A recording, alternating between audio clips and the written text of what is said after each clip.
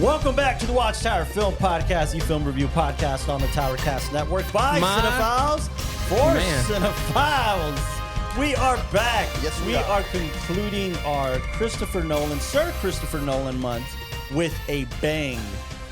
Before I introduce the film, I got to introduce everybody in the room. Man, this is like, you know how comically when they have in sitcoms like two couples sleeping next to each other in the same bed? That's what this is? This is what we see. It's like the sheets against four people. Let me introduce my fellow co-host, Mr. Jean-Eric Gasser, offering an acting perspective. And this is probably my favorite Nolan picture. This is a fair assessment. Yeah. Mr. Michael Lalaw, offering a cinematography perspective. And if our promo comes out, directorial debut. I thought it was going to be a music video. Oh, yeah. I'm going to go under an alias. Tito. Tito Jackson. Hey, yo, Tito Tito. Jackson. Mr. Austin Young, making sure we're sounding, and well, now he's kind of, somebody's taking his Making job sure today to we're an extent. producing on a but one, too. producing, as always, Mr. Austin Young, offering an editing, producing perspective. We have special guest Carlos Corral, making sure we're sounding good on the ones and twos. Carlos Big Nolan Tyronius. fan. We have, I'm going to introduce him last, Mr. Eric C.K. Nunez, our fellow producer. Make sure All we're right. cutting The mic's good. all the way over here now. Yeah. Yeah, you're all you gonna guys have are to really just gonna have to cuddle. pass it around.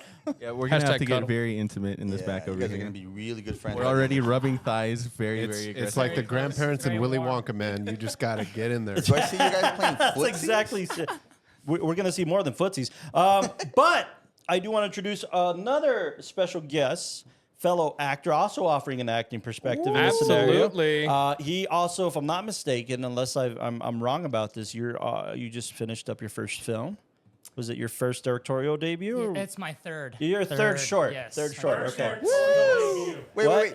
You directed it and acted in it, or just directed it? Third Directed directorial it, debut. wrote it and started Wrote and directed it and Dang. starred in it. So Props, very excited props. for him Get bent. and mumblecore film, which I appreciate very, very much. So, and I won't say much else about it because it's not my place. You'll have to present it to the world soon enough. Yes. But Mr. Alan Borunda joining us for the podcast today. We're going to do something really special today, and I'm not going to beat around the bush. We're going to kick off with something that our friend Alan introduced us to via his own YouTube channel, which you can go check out. He does mukbangs. So for the younger generation, you know exactly what that is. For us old heads, You bang the muck. you bang the muck. Then you eat food in conjunction to reviewing a product, a whatever. In this case, it's films. So you do a direct correlation between a food that you're trying out and a film or a series that you've just watched, which I think is super cool and super fun. Is It's it usually super fun. is it review based or is it just straight up people eating and you're just kind of there for the ride? I feel like sometimes it's like obviously directly it's a correlated, mix, but for yeah. sure. I just go on tangents and it's just a ramble. I love it. Well, thanks for being on the pod, man. Yeah, I know man. that Thank you. you're a Thank big you so fan of this much. film as well. So we have a good crowd to talk about. A big film, quite literally. I'm gonna sound like I'm aiming to do puns, but I'm really not. Like this film gonna is be plenty huge of those. in scale, in cast, and everything. So we're gonna have a good time talking about this. But we're talking about 2023's Sir Christopher Nolan's 2023 The juggernaut, Barbie. the Barbenheimer. Barbenheimer companion, Oppenheimer, the Robert Robert Oppenheimer biopic. Wow. Based on American Prometheus, and the names of the writers escape me for the book, but this is another quote unquote Nolan solo writing, adaptation. When he's usually writing with his brother, in this case, he decided to go at it alone again. And we covered Inception, which was another Chris Nolan thing. And I think the growth is going to be interesting to talk about with this one because if he did any exposition comparatively, it was layered so well through the dialogue that I didn't feel it, and I thought it was terrific. So, Yes. Mr. Young, very sad that we're on our last Nolan film, as understandably so. This is his favorite director and his pick for our auteur series. So you get to decide who goes first and how we're going to go about this. I figure I introduce our plan now before you pick. Yeah. Okay. Oh, yeah. I just want to call it bullshit that Wes lasted like a whole month. And Nolan, we did this in like 2 weeks. We did this in like 2 weeks. You're welcome. So, but ending with a bang, we're going to be doing Boom. in honor of Mr. Alan being on the pod today. Yes. a mukbang, if you will. Yeah. In conjunction, and you might This is think, all Carlos, his why does chicken tenders fault, guys. and croissants have to do with Oppenheimer? And what it does is that we have these pretty little sauces here. If you're a fan of Now We Kalika ones. Feast, is it Now We Feast? No, hot ones. No, No, well, it's yeah. like their Oh, yeah, company yeah. is Now We Feast.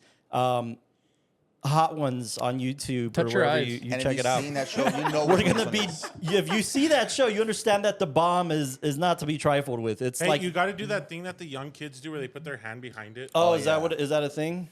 Is I that? don't know why that- they do it, but they do Oh, it. it's because like It's like a oh, background. it's an autofocus thing. Yeah, like the camera does autofocus and they don't know how to like correct it, so they just like Well- put their hand in And then front. just to mention, this is usually Yeah. where like celebrities tap out. When Yeah, they get to this, this sauce. is like one of the last sauces. What about if not the Conan? last sauce. So like typically what people do is like this is the last dab. So they pour it and you dip it, and it's the last thing you do before you kind of like tap out. Yeah. Yeah, yeah. So we got 2 of these puppies, and we're all sharing, and we'll see Yeah. how That's what badly I our was smelling. stomachs hate us after this. But we're gonna be. You'll see. Like we're not cheating. These things were poured into these pretty little Dixie cups that the law brought today. Don't you be lying, Craig. And we're gonna I be brought, like, dipping our tenders 3,000 in Dixie there, cups. I'm and dipping we something. have the bread to help us in case we lose our minds. Yep. And definitely I will. guess I should put this here. Look, I And- do have one request, guys, as your sound guy. Yes. When you do this and you, wanna, like- you are okay, eating okay. this, I really need to hear you Oh, ASMR. into the mic because Oh, I you want to lose hear That's, that. that's Yeah, the true. thing, right? No, no, no. That's a mukbang thing. I want to hear the ASMR of you eating, but I also want to hear the ASMR of your tongues burning. This- That's what I Just your crackling on the tongue. here you go. Do it. Do it. Here's a 2-piece. Wait, are we doing Is this it back 2 here piece too? or a piece and a half? Yeah. Oh no! Oh, yeah. Okay, Wait, I thought he's doing they it. were They're doing on the it. show. You Hey, got to now. You got to I now. just look. I'm gonna do this. This is a very indie filmy thing to do.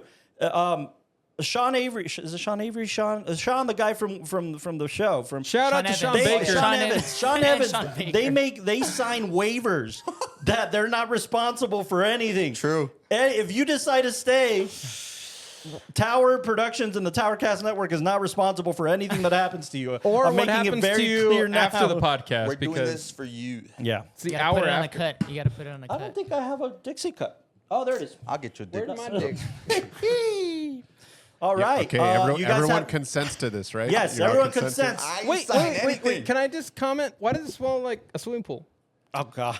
Yeah, like Oh gosh. it's like That does not. What swimming pool you been dude, swimming? like Where are you I'm swimming, sorry, boy? I'm sorry, you guys grew up privileged and didn't have like an above ground swimming pool that smelled like It this. just But smells like a bunch of spices. Just yeah, that's, Dude, that's it exactly smells how like above death. ground swimming pool smells. I am become death. Oh Destroy man. your Oh my world. gosh, this is gonna suck Oh, so man. bad. My Do lip you guys hurts. have enough tenders and stuff? Yeah. Yeah, you're all covered. All right. Okay, I we're can't, doing we can't like see. So if you're bullshitting us, we'll see it on the footage, man. I can't. we're doing see like shit. a We should all just not take a bite over here and just watch them all. And Okay. Be like, why so are you guys here's swinging? the I rules. did. I'm gonna go back there. Unless I'm, I ain't tapping and out. I Austin ain't will tapping clarify out. this if I'm wrong. The rules are we're gonna be taking 3 dabs, 3 bites with the sauce. Easy. The first one is right before we give our ratings.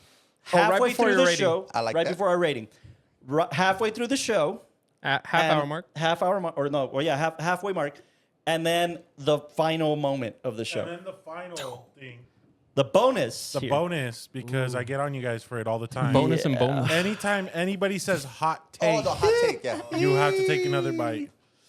You know what's the best part about this? Uh-huh. Is we're doing this like at 10 o'clock at night, and we're all gonna try to go to bed peacefully after. I'm gonna send a picture to is very Sandra true. because she loves that Dude, show. I spent- Pepto time. I put the little time. Dixie cup next to my lip, and now my lip. I'm telling you, dude, Spice. like it's in the air, and I can. I'm gonna go all in, bro. All right, what? We gotta wait Tap for out, Austin. I like how Birdman. he's just like gonna like dunk in. Wait, we gotta wait hold for Austin. on. We gotta do it together. Hey. Oh man, Castro, you're gonna die. Look, you only live once, Oh bro. my God. Wait, are you He doing is it definitely before dying all of tonight. us? No. When I get my rank, Okay, Austin, you obviously get to pick.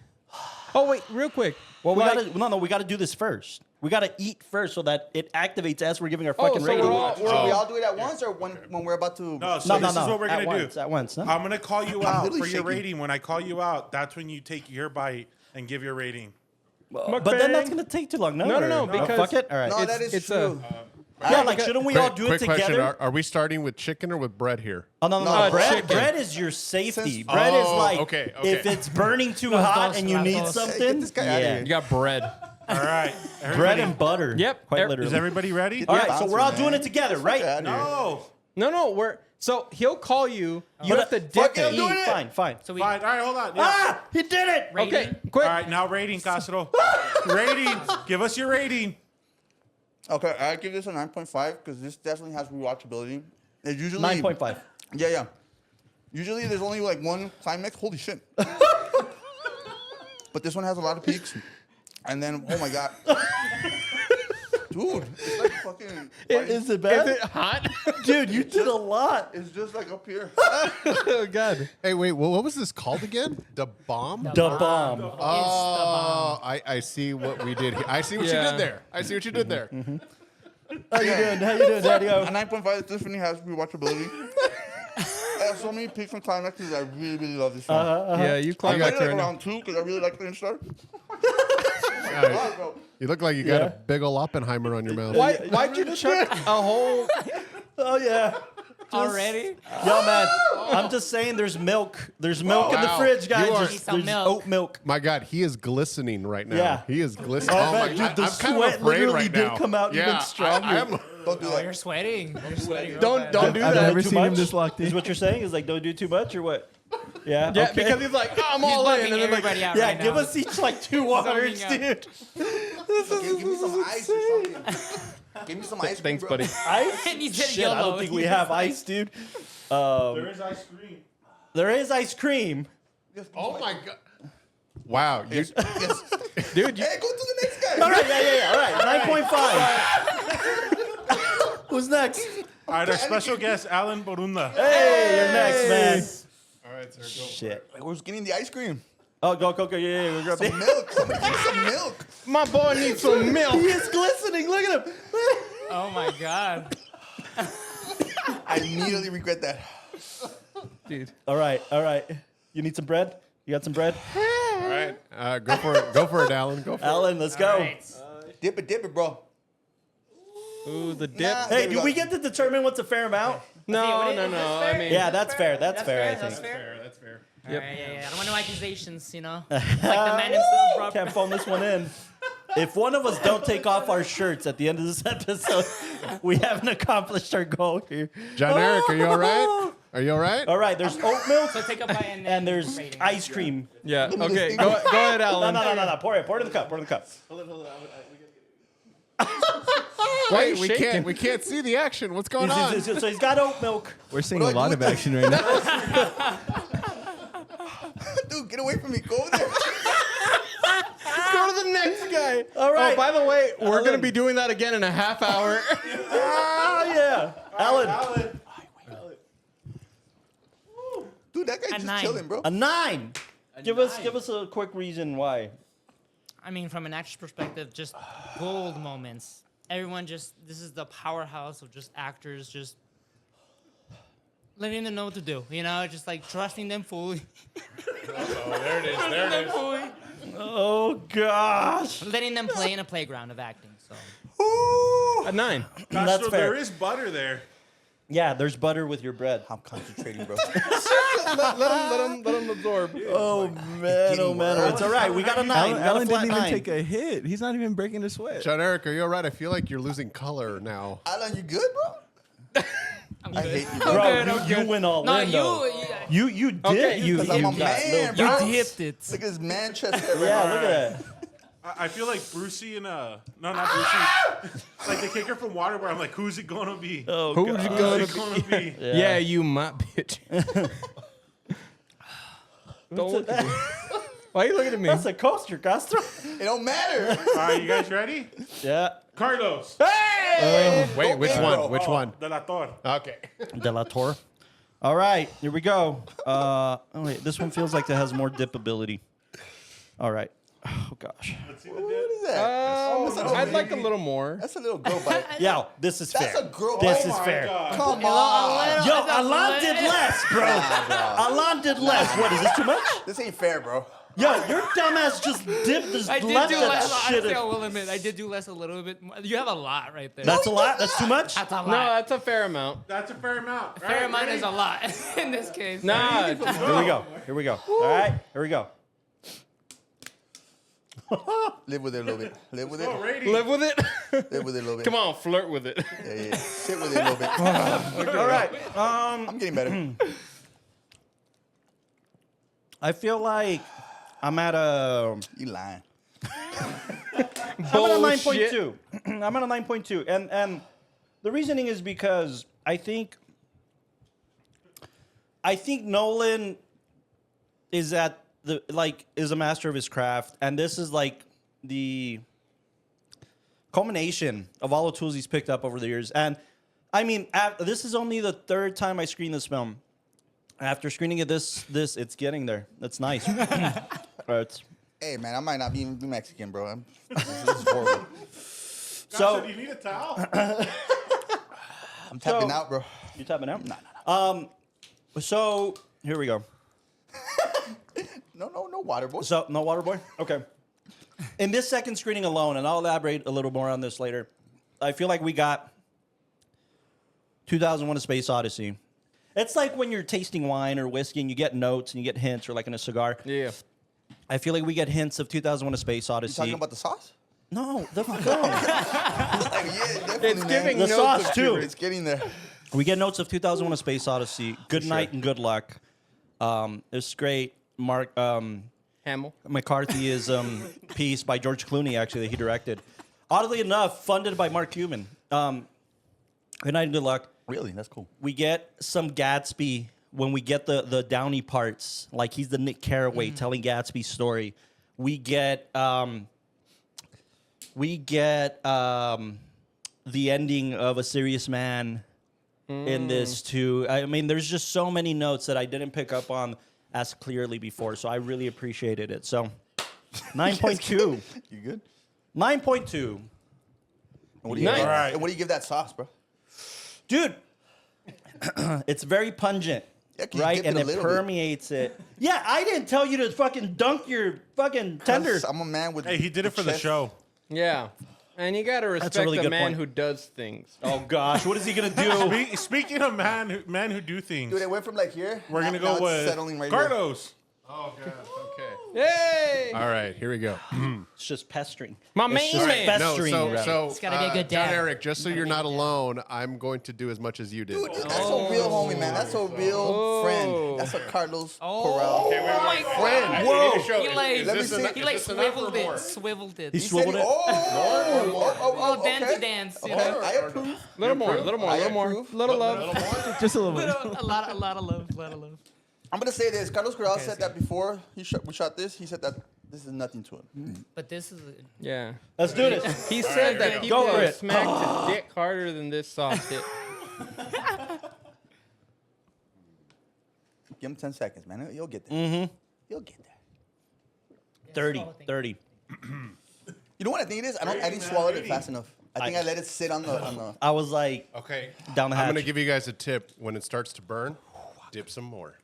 Dip some more. okay, look, we don't want to know what you do on the weekends, Corral, but thank you. No, here we go. Here we go. Bite number two. double dip. Wow. Okay. Cool. Hey. Hey, man, you're making me look bad. Yo, Mora. Ooh, daddy. It's still burning, bro. Yeah, same. Hey, John, when you and I are in the on the toilet in the morning, we will just say, I have become death. Yeah, text each Destroy other. your toilets. Let's be honest. It's a 2 a.m. shit. You know, it's one of the worst ones. It feels like 2 a.m. All right, rating. I'm going to give this an 8.5. 8.5. Oh, that's All way right. too low. Quick explanation why.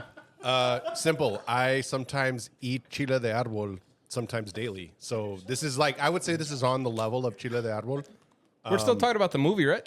Oh, okay. I thought we were talking about the sauce. What the fuck's rating the sauce? We're on Food Network now. No, Oppenheimer I consider to be one of Nolan's best. Like, that is one of his best movies. I would say it's definitely like a 9.5. 9.5. Wow. I can't taste the fucking bread. Wow. You know, I really need to finish this sauce. Oh Lord. I mean, we're gonna keep doing it throughout the episode, but okay. He's going just- for another. No. My mother told me never waste any food. Hey, Bro, hey, it's messing with my- Tocayo. it's messing with my Tocayo. stomach now. You got kids, man. Think about your kids. And gastritis is real. It's messing with my stomach, bro. I haven't, I feel it in the back of the throat right No, now. I already get it. Yeah, it's already down there for you. It's settling right there. Yeah, that's where the All right, bomb. let's see if anyone else detonates. can do this. Look at that. I wiped it clean. Jeez. No sauce. Good. All right. I guess I'll take the hit next. Woo! Let's see what you got. Fun fact about Austin: Last loves name his is mom. Not Tyronius. There's water's here for you. Yeah, I'm gonna do butter and bread first. Hey, Carlos. Butter and bread first. What's your fun fact about Austin you'd like to share? While he dips. Austin and I It's a good amount. partake Oh. in habanero salsa that I make that is really fucking spicy. And this shit still doesn't compare to... Dude, I'm hallucinating. All right. He's on a different podcast Yo, right now. can we do something where we just have a Dude, permanent? that's the point. It goes from Oppenheimer to Inception. He's dreaming. It's All right. lucid dreaming. If we don't see you back in 5 minutes, we're coming after All you. right, can we have a permanent? Can I costume take over for him real quick? Yeah, go for it. Okay. Woo. All right.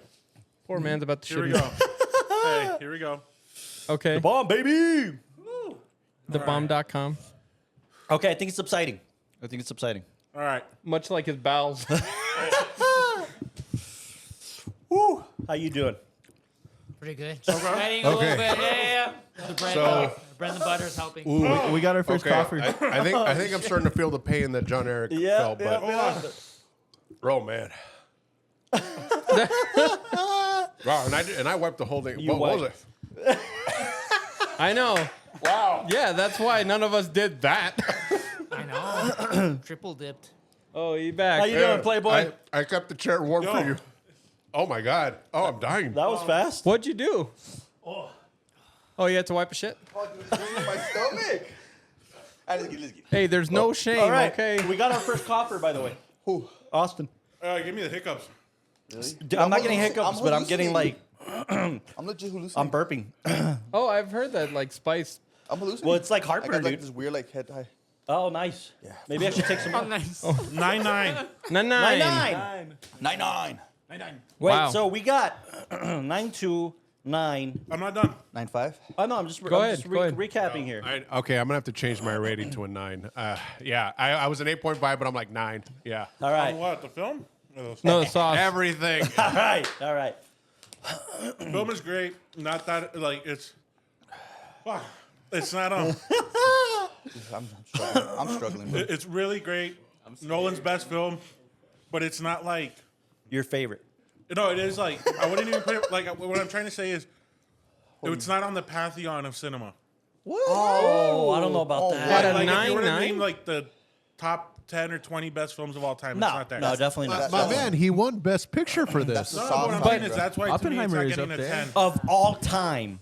But Yes. would you We would you say innovated that this is probably top 10 biopics? Yeah, absolutely. No, but I'm trying to justify why I don't give it a perfect 10. Oh, okay, that's fine. Yeah, That's why I give it a 9-9. yeah. 9-9. That's fair. Fuck. I feel All like I should right. call my mom, dude. Who's next? Squish, go. Oh man, we were both looking at each other it's just you and me, bud. We're I the only really don't want things. to be the last one. You're guys, going It's to no pal. joke. That- Especially gotta be, because you you gotta said be. now you have to think about your answer. Oppenheimer deserves to be in the top 10 films of all time in cinema. I'm gonna use that bite as an Juicy. excuse to just pop off. Look how much man. water I have to use. Huh? Yeah. I think the butter helped, by the way. It does. It does. It does not. It does. You didn't take the butter. I think you gotta do a lenient. Actually, the butter has helped more Really? than the water. Yes. How you for doing, sure. guys? All right. Corral, how you Get doing? some butter. It's butter. I feel like that viral video of Idris Elba. Yeah. I was feeling okay. All right, go for it. All right, cheers, General. Cheers. Hey, wait. Add a little more there. Come on.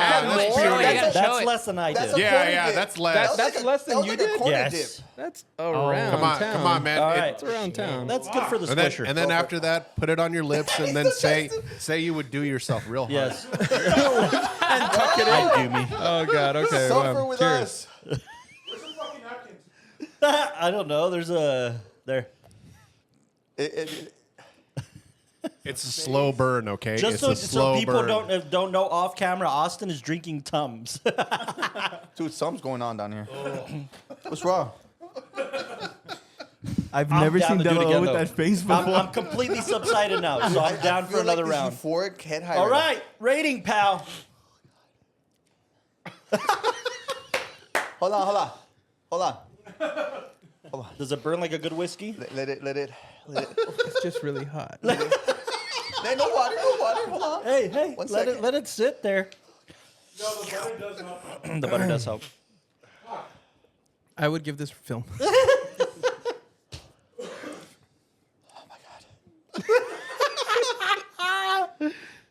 I've never had that. He's reacting to the hits. He's like a boxer in the match, man. He's gonna. Hey, you guys have an EpiPen here just in case, right? Nope. No, What's the we're EpiPen just gonna rocking. do? You're already going He's for the got the ice cream. hiccups. You're already, Dude, I feel this head rush you're right going for the ice cream already. now.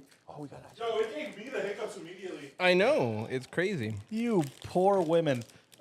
Hey, if I might point something out real quick, I have yet to take a swig of water. Oh, hey. okay. Good for you. He's crying. Do you want a medal or do you want to go outside and kiss after? Oppenheimer, I would give a proud 9.4. 9-4. I feel like Yeah. it's definitely the best he's done so far. Nah, well, Interstellar's there, but Balancing good storytelling with good filmmaking. Yeah. why is it hitting The again? cinematography was gorgeous for It was this one. absolutely The beautiful. whole time I was watching it, just the balance between these intense moments, Perspectives, yeah. much like the intestinal pain that I'm going through right now. We're all going through that. It's just gorgeous. It's nothing gorgeous. I feel like there's some films that I watch cinematography wise that are these master classes and how do we saying enhance a moment. No, it's how do we enhance a moment visually. And the more I've been looking at the lighting for this film and the way it was shot, it just really impresses me because though it's kind of a mumblecore film for the most part. Sure, absolutely. Everything impacts you so much, you know? You just connect with all the characters, you connect with all the emotions. He looks like the kid in the pole in the Christmas story. So yeah. Yeah. 9.4. The only reason I wouldn't give it like a 10 or higher is because Odyssey's coming out soon, and I know he has a lot more to say as a director. Fucking exactly. But why does that have to matter? Because number one, you feel like Odyssey is there's one of the room left best for- stories ever got told in chills. human but we don't storytelling. know if it's gonna be good. Well, obviously, we're Oh, we expecting know. for sure. Look but it at hasn't who's come at the out. helm. I don't know. That feels kind of weird when you're ranking something you haven't even seen. No, but you're not. But you're not. But your hope is if we've seen the trajectory of Nolan as we've seen it. Fast. If we've seen the trajectory of Nolan as we've seen it, we understand that he only gets better with each film. Which means how much better is he gonna fucking get with a story that already has so much at stake? So you honestly think this was really good, and after a second watch, for sure, dude, Yeah. it lives up to its hype. But you honestly So think this good. is better than Interstellar? Okay, yes, I think it's better, but I don't like it better in my preferences. I prefer Interstellar. What does that mean? Hey, Before we go too far, we have Eric, one more. Eric. yeah. No, yeah, I really like the Eric, perspective. I Eric, thought you that was gotta- very you gotta- interesting. I'm so And- Regarding the no, cast and crew and And by the way, not this. Take as much as you want. No, we're dying. Yeah, bitch. I can't go home. Why is it getting worse again? I'm down here. I feel like me and Really? Alan are like. How much did it's you down have? here. I had have more to than do you, more. I bitch. have to No, do you more didn't. for Yo, yes, I sure. did. I was like, What's a good amount? All right. The amount I did was Oh, and you Yeah, swiveled it that's too. probably Okay, you're good. good. You're good. You're Let me good, see buddy. this. You're good, Let's see buddy. this. Let's see this. no, You're don't good. tap We away. have to see, man. We have to. All right. That's a healthy amount. That's a good amount. Honestly, I gotta do more. I gotta do more. Oh, I yeah, didn't yeah. do Right that now much. at the 30 Yeah. mark, we're gonna go Honestly, in, yeah, yeah. fellas. I gotta do What- three what do you swivels. wait I might for? shit myself. What are you waiting you know for? what? That, How you know, about this? I had. We do it at the hour mark. What are you We're waiting No. for? No, 30 minutes. I'm done. Yeah, me I too. need to. I need to No, you amp it up. guys I need will to amp get it there. up. Let it subside. It will subside. And then No, you're what gonna. I'm saying It's is- like a tattoo, dude. You're gonna be like, I want the fucking pain again. No, I gotta rush. what I'm saying is we're already going to hit the half hour mark. Oh, okay. So we'll Okay. just Then do we're it at gonna the do it hour. again. All We right. gotta do it Fair. again. 45-minute mark. Did you do it? Fuck Done. Wait, Done. so- Done. 15 minutes later? Hell no. Get down. Get down. Get down. Go, Get down. quick. Get Oh, Man, he went. All right. Oh, Well, you went he for the whole dipped the 10. tip. Oh And man, then you he really was- get that You gotta chew. hot sauce. You gotta chew, bro. You can't just swallow it like a duck. Hey, CK, Eric, I'll take care of the switching. Just focus on your rating here, bud. All right, but I think I'm definitely not. Yeah, yeah. You see, it subsides. You And don't then know what's going on here, bro. we're happy. Yeah, it's subsided. So I'm ready for round 2. Who's ready for round 2? Crazy. I found this.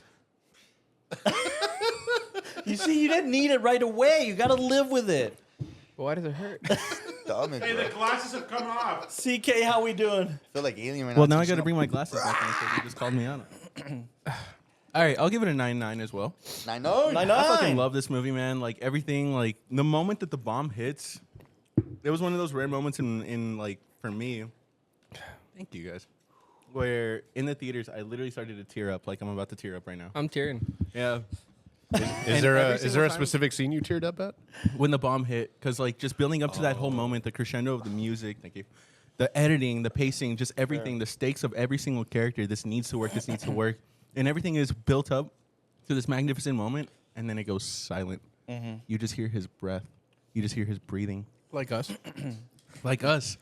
And it's just beautiful. Like every single time, I've seen this movie maybe like 4 or 5 times, and that moment still hits every single time. I feel like we were expecting something else. Like I feel like it was gonna be like a big bomb, but the silence really did beautiful. Yeah, it's one of those things that reminds you that like silence is really, really key in cinema. Like Yeah. if you really want a moment to pay off, then let it show us. Don't tell us in the most extreme way. And yeah, when it comes down to even the introduction, I give it a 9.9, not a 10, because I've always had like an issue with the opening of the film when it comes like to the pacing of the edit and everything. When he's in Right. Cambridge, that whole sequence always threw me off. It just felt like a little rush. Actually, I'll probably give it like a 9.7. All right. Oh wow, it went down. But yeah, but aside from that, I am super excited to see the Odyssey coming up in like what, a year? About a year. Holy Let's talk fucking about dying. that for a minute. Okay, let's talk about this for a minute. Yeah. The Odyssey comes out July of next year. At the time of this recording, it's July. Okay, it comes out a year from now. Tickets for the IMAX 70mm screenings have gone on sale, and they've already sold out. Not only have Yeah. they sold out in most major cities in the United States, because we didn't. I think the only Texas screening we got is Dallas and San Antonio. So outside of that, we don't get a screening. The closest screening to us is Phoenix, not even Albuquerque, Phoenix. So let me throw this out there. Tickets are sold out for every single screening, every single IMAX screening. Mind you, a lot of these theaters did 3 days in a row. Still sold out. Scalpers threw the fucking tickets on eBay and sold them for like crazy. $200. That's Okay? Insane. When you know that there's going to be an ongoing 70mm print that they're going to wear out until they wear out. It will screen again. So, what do we think about this? Because on one hand, you're saying, whoa, it's fucking awesome that every single ticket is sold to a film event, a celluloid event, a limited, interaction with celluloid, 70mm celluloid specifically, for a film we know is going to live up to its hype on the big screen, a Nolan film. On one hand, it's amazing. On the other hand, it's like, all right, is this a precedent in a good way? Do we want to encourage this? Is it a precedent in a good way to sell event film tickets a year in advance? Or what you do with concerts? I think it's kind of cool that Nolan is putting this whole entire situation where he's turning like the shoe game. I mean, the shoe culture, you get a shoe drops and then a reseller just buys it for like and sells it for like a fuck ton. I can't But get my Kobe's. that's what, yeah, straight up. But that's like part of the culture, and if that becomes part of the film culture, that would suck, yeah. But it would bring in an advancement of like a whole new audience, which I feel like film is booming right now. At least You know, a as far as the conversation, audience, right? as far as the What I feel is that we've talked about it the entire retrospective with like Nolan, especially towards the latter half, which is that he's done this interesting balance between being a blockbuster filmmaker, but also a good cinephile and filmmaker's filmmaker, these films are these gigantic endeavors, but because of the style and because of the execution, it brings in all crowds. I mean, I remember like when Oppenheimer was coming out, it wasn't just going to be like, oh, whoever wants to go and watch like a biopic. It's like, oh no, it was an entire event. And I think that's the same thing that he's carrying on with the next films. It's like people know that when he drops something, it's meant to be an event. But what I'm worried about is the scalpers, like, For sure. because it's not going to get to the tickets aren't going to That's get a to the people that cultural really thing. want. That's I think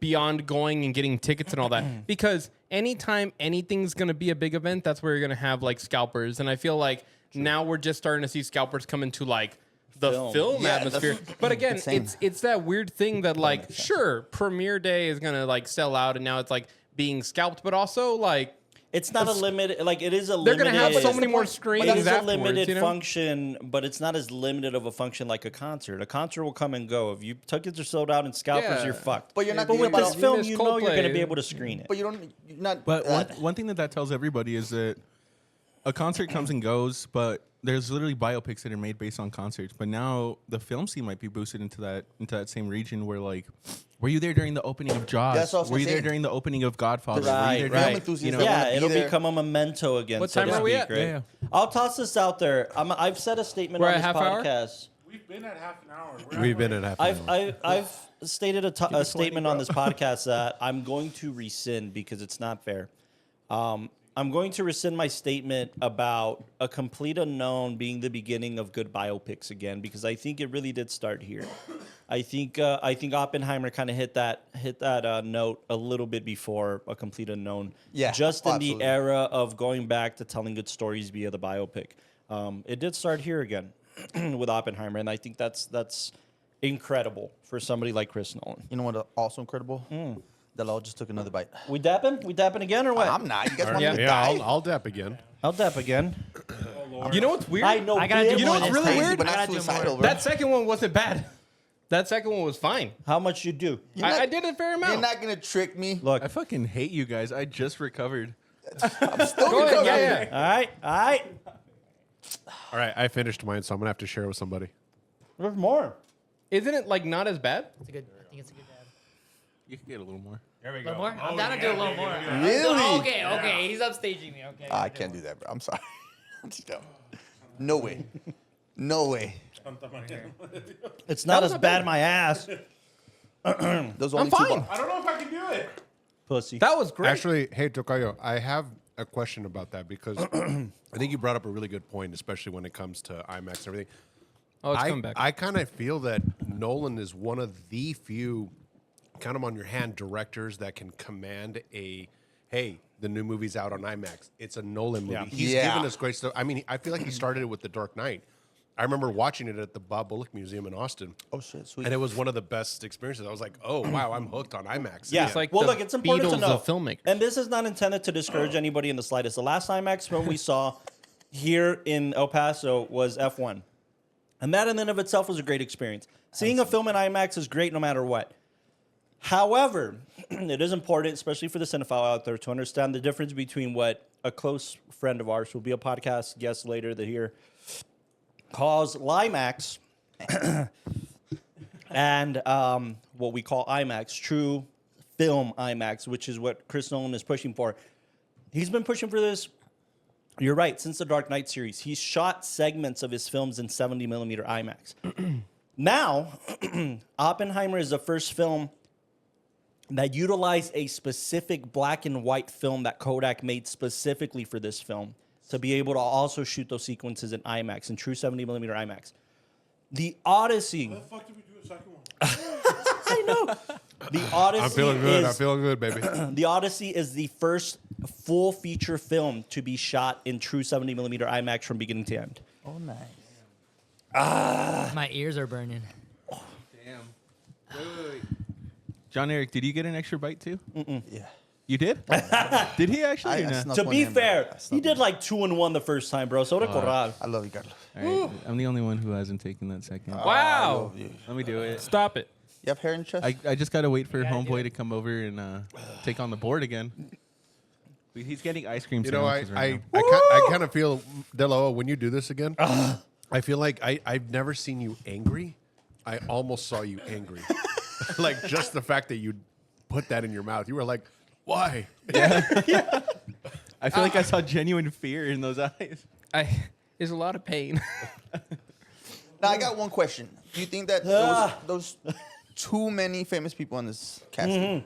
I think yes, but I felt at the Matt same Damon was time, one of those, but then I really fell in love with yeah, his character. I feel like what's happening with this cast of the Odyssey is going to be the same thing that happened with Oppenheimer. Where Oppenheimer, I mean, they had a stacked cast. You have Jack Quaid, you have fucking Drake. And still on the second watch, we forgot some of those people. Like, oh, you wow. have Josh Peck. You know, you have everybody. But these are people that like.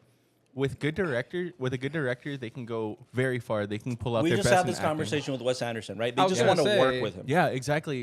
And I feel like it's the same exact situation with Odyssey. Like, these because have you seen the leak trailer? With No. John Bernthal. Well, they released Fuck, the dude. official teaser now because of it. I have not. Fuck yeah! Oh my god, I gotta see it. But Yeah, but I mean, it just is the even performances on that alone. I don't just like over the teasers. shoulders is fucking sick. Yeah, but even for small roles, like the role is what you make it. You know, even if Yeah. you're only in the movie for 5 minutes. And actually, if I may say, it was really great to see Josh Hartnett in a movie again. I was like, I In a loved good him. movie. In a good movie. And then it's like he went out of Hollywood and then saved himself until the right opportunity. And I'm like, bro, welcome back. I want to kinda talk did that on about this purpose, while too. we're on this topic, and I want Alan and Eric to pitch in, but I want to kick off this conversation with. I'm thinking the last croissant. Do it. Fuck you, dude. No. I wanna kick off- Are there any more ice cream sandwiches? There are. Here, give him this. Who, daddy? I need a grilled cheese by this point. Thank you. I want to kick off this conversation with CK. CK points out that this is, in his opinion, the best thing that he's seen Gary Oldman in. Oh, dude, Gary Oldman. Small part. I Literally don't the agree first with two the times? sentiment, but I want to hear this That's- argument. It's a good we have to one, remember that you're a good take. You have 2 hot wings in you right now. No, Gary Oldman is fucking phenomenal in anything that he does. But when it comes down to this film, I feel like I'm gonna take this bite, Yes. think about it a little bit, Do it. Rub and it then on your I'll, face. and then I'll get back to you Rub on it the up, sentiment. dub. Here, But I can- feel can like Alan might have something I to can say. take. I'm still kind of recovering from it. Same, dude. The second one, bullshit, Mister. The second one does nothing. He's feeling it now. I've been Look at feeling that, it for a man. while. You need to concentrate on that. I'm not dying. Starts. But on Gary Oldman, on the second rewatch, I got to appreciate the performance more. You know, the first time I was hearing a lot of buzz and like potential Oscar nod, and then I was like, I saw Potential Oscar nod. Yeah, I for- remember I was hearing early It's reports. too small of a role. No, but But when we as- watched Conclave had the same thing that they wanted to give an Oscar nod to. Isabella Rossellini. Yeah, I feel the But same come way about on, that she one. had way more screen time, and her character had more of a point. True. but he made that Whoa. big of an impact in that scene. It Yeah. was like it felt like he was the main Look, character in that. I love in that Gary moment. Oldman. I was just I like, love Gary Oldman. I loved him in The Darkest Yeah. Hour specifically. Terrific. Yeah. But come on. Yeah, it was just, he did great with what he had. I just think it's a small role. I think there's other ones that did a way better. And And I I always also believe feel- in that philosophy of there's no such thing as small role. No, but you know what? He That's completely defined like And, As Heath Ledger, like- by that philosophy, he's no small actor. I Yes, also want no to small add. actor. I feel like this film really is carried by the makeup department. The fact that like every inch you go through the film, you're seeing those subtle wow. transitions in their age. I and all that. agree and I disagree. Subtle. I agree Till the because end, you're till the right. end. But what salvages this conversation for me is the dichotomy and the juxtaposition of the two characters of Robert Downey Jr. and Cillian Murphy. Yes. This marriage, this dysfunctional marriage of a film was so beautiful. And those two performers deserve every accolade in the world. Robert Downey Jr. came out of nowhere. man. Yeah. Oh my God. His character development was so beautiful in this one. The reason Chris Nolan cast Downey Jr. is because He saw Iron Man with his kids. he liked Iron Man. No, because he thinks, and I quote, Iron Man and Downey is one of the best casting decisions in cinematic history. These are Chris Nolan's words. At the same time, it was great to show that this motherfucker cannot be typecast. Exactly. I think this is what one of those roles that he probably prayed Although for. he's going back to do Doctor Doom, so fuck me. I mean, I don't know. No, but this was the type of role that I he think gets he to also show just his has fun range. with it all. Yeah, he does. He Which does. I kind of love for sure. Yeah, he just did a play. He just did a Broadway play. Shout out to our buddy Kevin who got to be a part of that. Did Kevin ever have to go through the hell we're going I gotta say, lives in Delo is a Oklahoma, dick that's for hell saying enough. that the second one is easier. It is harder. It is. Oh, and But we got cocky. We got more. Yeah. You know what happened? It's because You're a bitch. no, No, he did the second dap. I did it first. I was bold, Ain't no going way. into the unknown, much like Oppenheimer. No, I used to watch a show called Man vs. Foods, and I took notes. and all I'm doing is that I'm making sure that when I eat, it's all on one side. So this side That's not is smart. absolute hell. You gotta balance it out. Yeah, no, you don't. If you rub it all around, that's like shooting yourself It's in not both like feet. you can go You to know. the left No, side. no, You're no, focused no. on one area, right? Like that's. Do you like But it's the not like feeling you of go- having a stroke? Is that what you feel? No, but I'm having a stroke. It's true.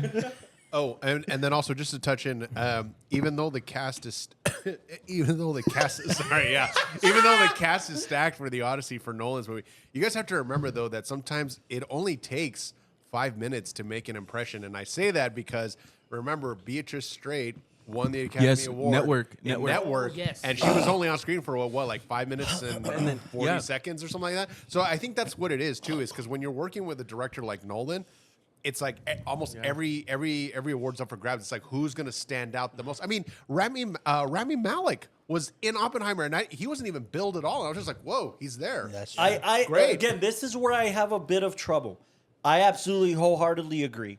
You could take a minute of screen time and really make an impact. However, faces, right? We talked about this in Inception. Are these famous faces overlapping in a Clouding. character that just has no depth or very little depth? In the sense that Rami Malek, as great of an actor as he is, he came in to basically be the guy who's going to go against Downey's character, right? The guy that's going to side with the scientist and say, "Fuck you, we're taking this back." What is that called? The But whistleblower? look at The like whistleblower, he's sure, the definitely the whistleblower. He's whistleblower. definitely the whistleblower in a lot of senses. Using There that was- analogy, I apologize. For Yeah, you cutting go. off. But using that analogy, when it comes down to Gary Oldman, who in the world would cast Gary Oldman as a United States president? You would want to cast somebody with more repertoire, somebody who, like, when you look at them as an actor, you're like, wow, that's a grand actor. Yeah. Gary Oldman is a grand actor, but he's a great supporting actor. You know, he did shit like Dracula. I think after he's a very character actor. he is, but I think after Darkest Hour, he proved to be a damn good leading man. But he's continued to go into other roles after Darkest Hour that kind of, I don't know. I really Look, feel like when it CK, comes just down to because you this- like Sirius Black doesn't mean shit, okay? No.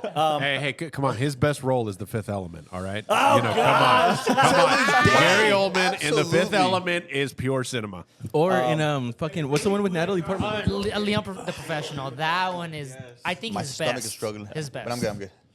I think it's number one. But But I my was gonna- point is that Yeah. I do agree with Castro a little bit here, and I'll toss the ball over to you shortly, just because my body won't let me do this whole thing. But I think the whole situation here is like, for instance, as great of an actor somebody like Rami Malek is, I agree with Gary Oldman. He stole the show. He was terrific.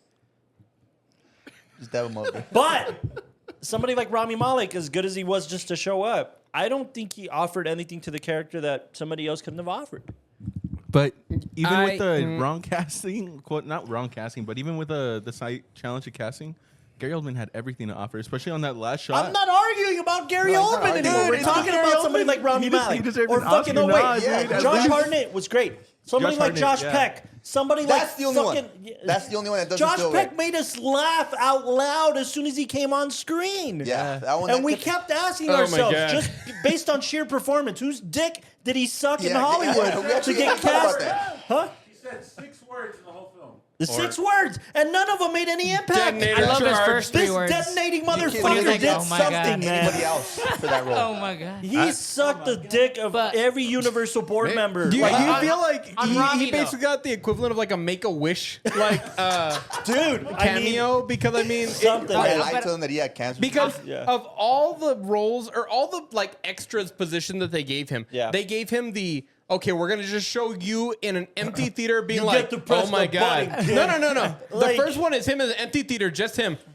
Oh my god, and then the next one Yes. is him like, hey. You gotta hit the button if it goes wrong, and you just get that close up on his face. Like I was really counting the shots. There were like 7 shots dedicated to his coverage of that moment. So like they really just They shat the bed with that one, but that's fine. Again, that's fine. There's They shat the enough bed. good acting, great acting. But one Hey. point on Rami, 1 point. Uh-huh. I think the reason why it works and he was a perfect actor for it Yeah. was His eyes. he has a unique look.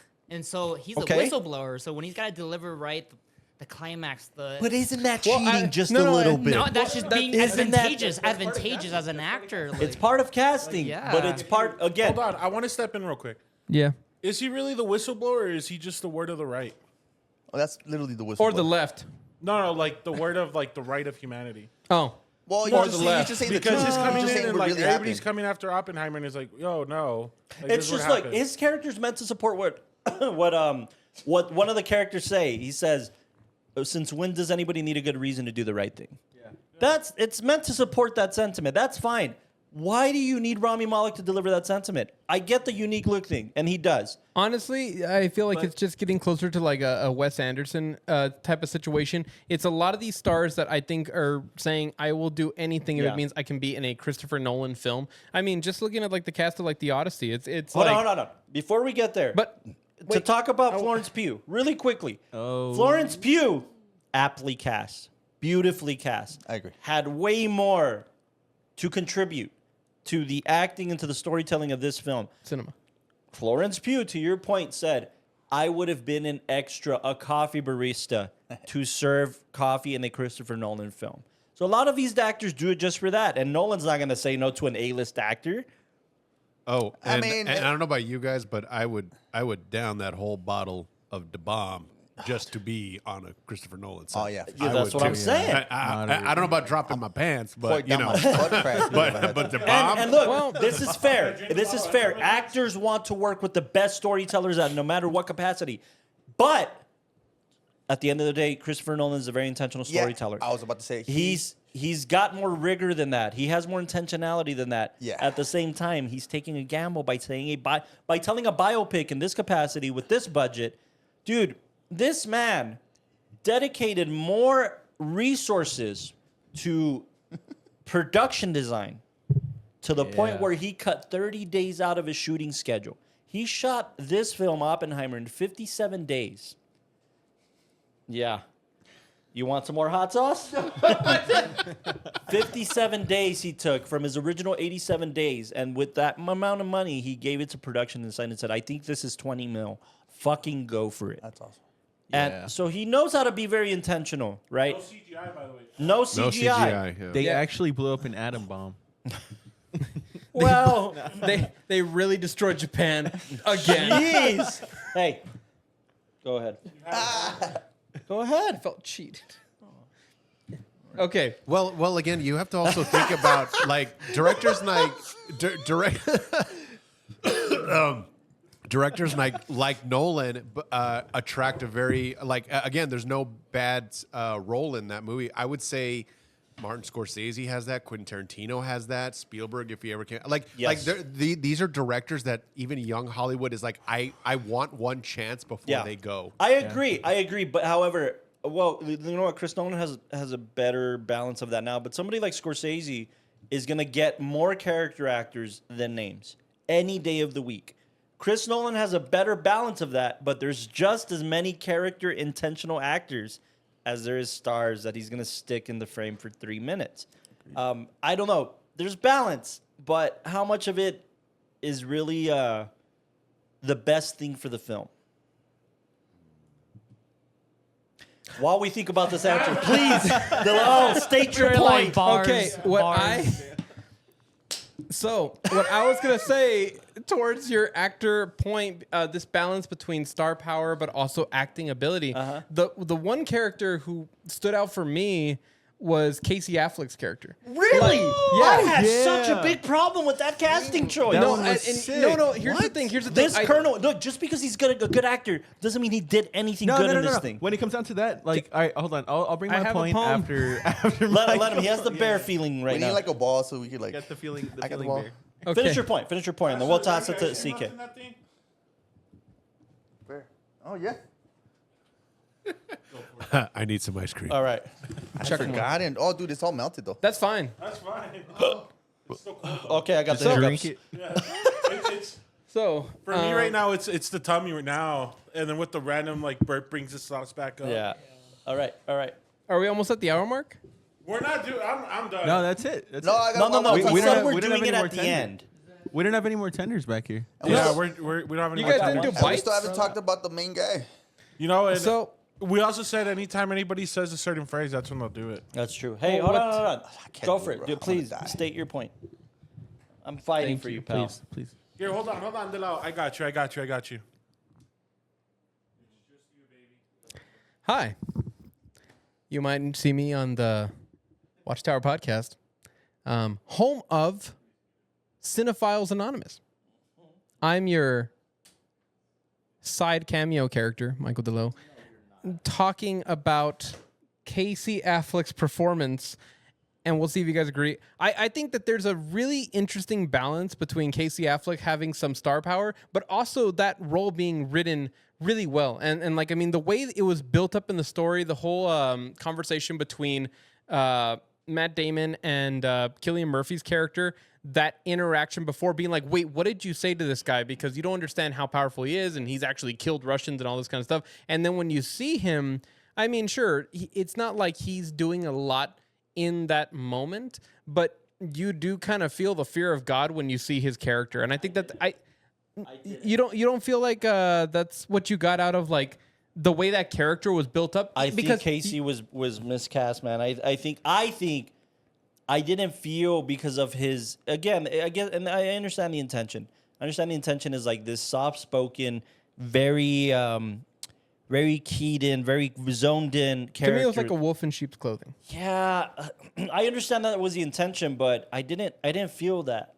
I didn't feel that like the danger in being in the room with this guy. If it makes you feel better, Michael, I felt that. Oh, well, I think a lot of that goes into the Can you go writing. back to the other cast, the Oppenheimer cast. Yeah, I think a lot of that goes into the writing because I just in that moment, and again, I'm not the saying, writing's great. Yeah, no, and I'm that, not saying sure. that it fully carries it. Okay. But at least when I saw Casey in this role, especially because they did so many of these shots behind him, and when he came into the room, you really didn't see who he was, and you couldn't tell who this guy is. And I think Right. also the nature of being a clean-cut military guy, it just going. made him this blank sheet of paper that really like in person wouldn't have seemed scary at all, but by the end of that scene, because of how it's interlaced with Sure. the conversation with Matt Damon, then you really feel like, oh man, this is the one character you don't want to touch or you don't want to mess with. But again, That's interesting, right there. that character is also just kind of glazed over after that scene, because then we cut to like the current day interrogation with Oppenheimer and all that kind of stuff. If we would have seen, don't get me wrong, the train scene with Matt Damon and him being like, "What the fuck do you mean you were in a room with this dude?" It's cool. It's great. It builds the stakes, but I feel like I would have gotten more if we would have seen Casey's character do something to fuck over Oppenheimer down the line. I feel because we didn't get to see his full power. I'll give you that one. I agree with I don't. But what are the stakes here? again, That's what made the impact much more greater. That Right. you didn't see him that much. in a biopic, though, we're talking about characters who they hold a lot of weight, whether or not they know they do. Yeah. And going back to like Oppenheimer and how you were saying at the very beginning of the film, you felt like it was a little bit like too long, or it just kind of had this weird pacing. Who said that? CK. your boy over here. okay. Yeah, It but was just but like a little cramped. yeah, like Okay. it was just kind of oddly placed. I feel like that's During such- your first screening or now? Every screen. Every that I've time you had. screen. But I get more accustomed to it, but my bad. No, you're good. You're good. I just feel like it's carefully built because with somebody like Oppenheimer and what society knows his contribution Right. to the bomb and what happened in Hiroshima and all that, like because we already have that societal conception of him, we need something that's going to humanize him, that's going to put him Yeah. in a more gentle spot. And I feel like we need to bring the God down from the pantheon Exactly. and say, hey, what are we celebrating and what are we against exactly? Where are we and at? Again, that whole scene where they say, What? what do you do? What happened? You're red as his a eye? fucking tomato, dude. He's like, This guy's John on Eric, how long does the stomach pain? It's going Last? away. It's going away, dude. Carlos, going you away. by far ate the most out of all of us. Yeah. And no, it's just weird. It's like I'm trying not to I was fart. focusing on everything you guys were saying, and then all of a sudden I'm just. It's like It's like a big ass crab. You let us know if your appendix bursts, okay, big boy? I know. That could happen. no, not the appendix. Although I don't know what this is gonna feel like on the way out tomorrow. Oh yeah. All right. That's Well, good. hey, you guys wanted to cleanse? You got to cleanse. That's the real bomb. Yeah. But to finish off that kind of sentiment, I know that later on, somebody came out and said that whole notion of him poisoning the apple and trying to kill his professor, Yeah. like that wasn't real. But it was really good for the movie because it was trying to show you that this is a person who, as much of a god as like everybody makes him out to be. He's a person who experiences human emotions. He experiences like, and I think that's what the film wanted to do. He experiences things like anger, lust. He's mortal, And you know, like we can wax poetic about how Cillian really did an amazing job at bringing this out of this character, of creating this character. Because outside of this book of American Prometheus, oddly enough, I think that's such a great juxtaposition. American Prometheus, Greek mythology, the Odyssey. But American Prometheus, how he's kind of humanizing the god, how he's bringing him, and you can't do it without Cillian. Cillian Murphy fucking killed in this. Can I say why I really love his role? Yes. Before you do, though, since we're on this topic, can you go back to the cast? I have to point out two performances that for me were the standout in terms of stealing screen time with a very little, stealing the screen with very little time. you're gonna Gary say that Oldman? girl, aren't First you? and foremost, well, no. Let's start with David Krumholtz, right? David Krumholtz. Yes, Gary Oldman. David Krumholtz. I mean, I just think he's been one of my favorite actors just to see on the screen, Who both is in he? Real TV. quick? My bad, my He was bad. Oppenheimer's best friend. That ended up kind of being the fucking. Oh, is it the guy from Superbad, Bernard right? in the Santa Claus. Yes, from Superbad. Okay, that's where I remember him. Okay, yeah, I love him. But he was in like Undeclared. You remember Undeclared No, or Freaks and Where Geeks? was he in Superbad? Oh, He was in wow. Freaks and Party, Geeks. that's right. He was in Freaks Wow. and Geeks. He played the older like college Who brother. is he in Superbad? He was one of the guys in the room that these eyes. You sing it and you sing it well. Yeah. He's like, you're not gonna sing for this fucking guy? Yeah, that guy. That's David Krumholtz. Okay, the David pain Krumholtz. has subsided. Yeah. Yeah. Oh, but they'll David come back. Krumholtz is like an early Judd Apatow baby, man. Like he was in Freaks and Geeks, Undeclared, and then went on to do like Superbad and other shit with him. But I think he's just been one of my favorite guys to see on screen. Okay, and in this again, he's kind of he's the how do I put this? I feel like he's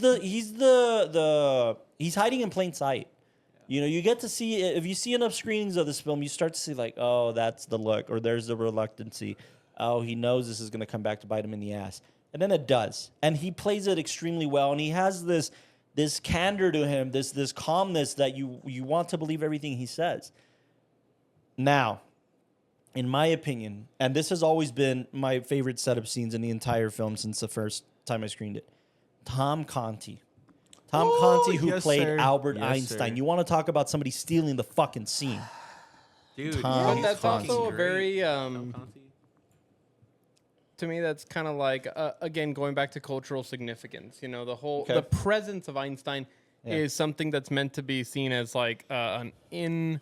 Oh yeah. Like you can't touch that. He's just as He's like a mythical creature. Of Right, if you're, right. If you're so young so enough. But we laughed at like him dropping his hat and like, oh, or whatever the noise no he no made it was. was when he bumps into him when he's on a walk in the forest and he's like, hey Albert, he's like, huh?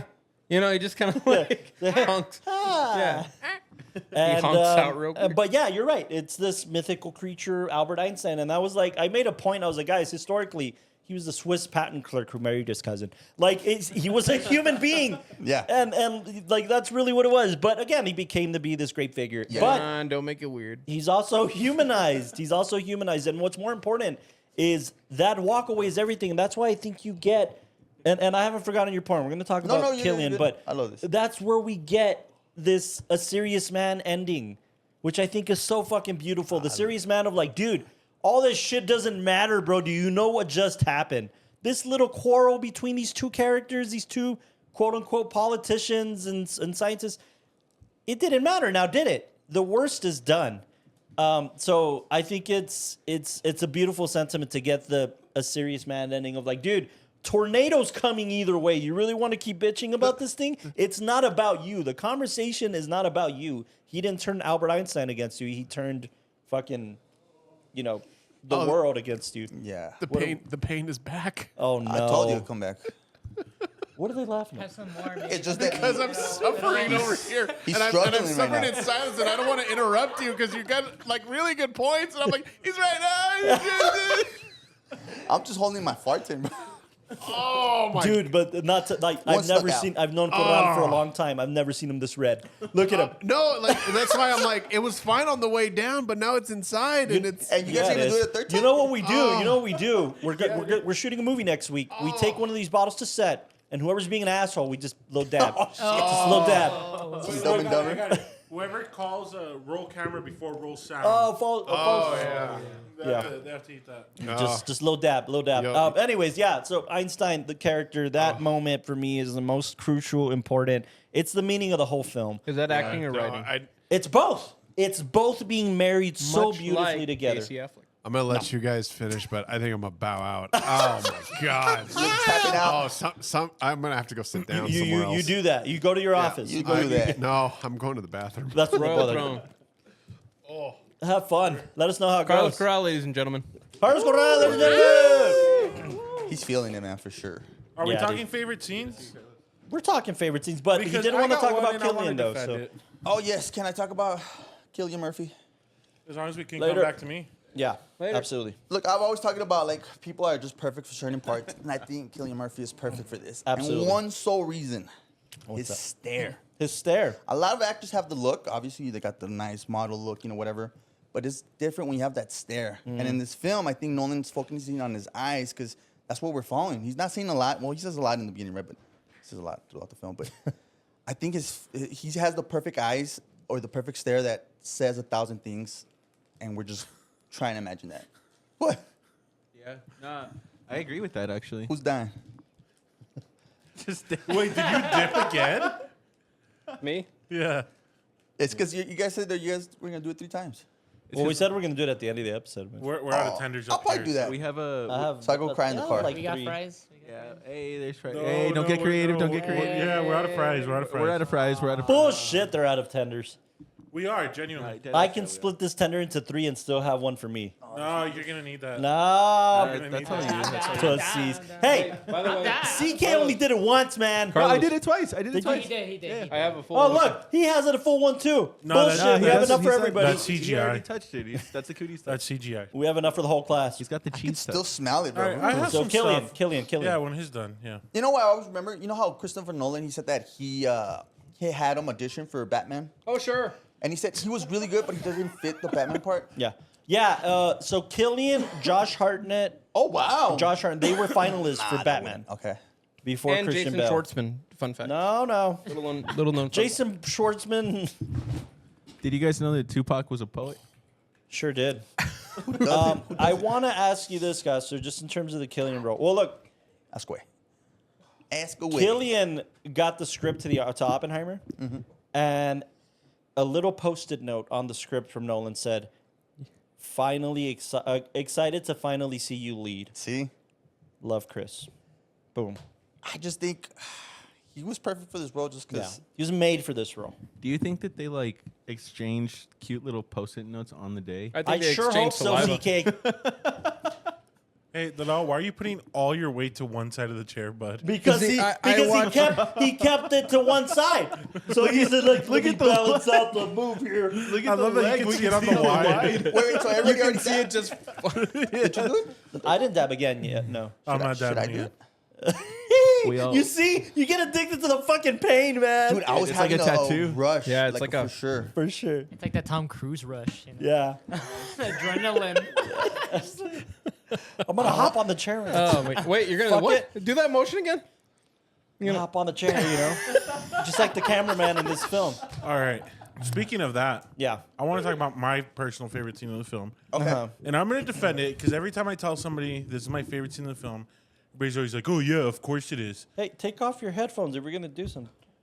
Because everybody always tells me, like, oh, of course it's your favorite film. No, I fucks with that. I fucks with it. We talked about ever Yeah. since the first screening. You were like, The we scene fucked I'm that talking film. about, for those who don't know, is when Oppenheimer is getting interrogated and he's naked, exposed in the room with everybody Yes. interrogating him, Yeah. with Florence Pugh on top of him. Yeah. Yeah. That's And such like a I good feel part. like that's just so impactful with what he's going through. Like, just Yeah.